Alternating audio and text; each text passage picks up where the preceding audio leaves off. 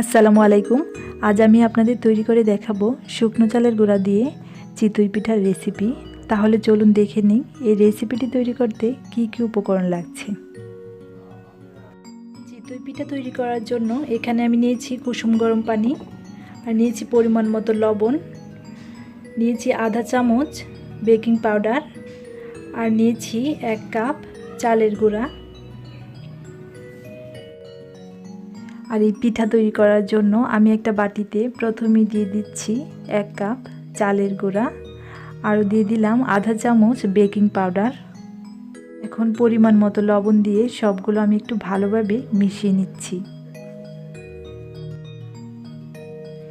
আর এখন আমি কুসুম গরম পানি দিয়ে দিচ্ছি, আর কুসুম গরম পানিটা এরকম হবে যে একটা আঙুল ডুবিয়ে রাখা যায়।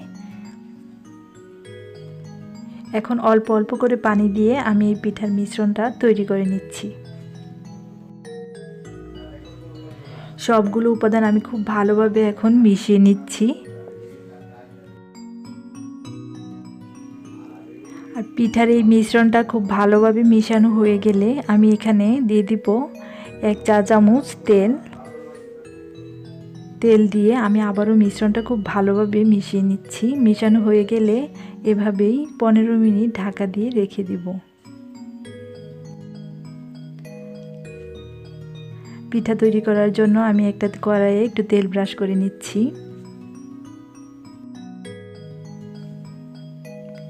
আর পিঠার ঘনত্বটা কীরকম সেটা তো বোঝাই যাচ্ছে।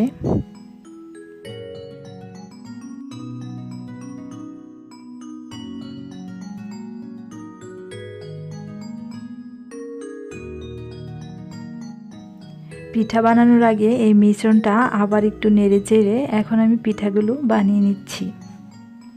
আর এই চিতই পিঠাগুলো আমি একটা ডালের চামচ দিয়ে তৈরি করে নিচ্ছি। তাহলে কিন্তু সবগুলো পিঠা একই সমান হবে, কোনটা ছোট কোনটা বড় হবে না। আমি একটা পিঠা তৈরি করে নিচ্ছি।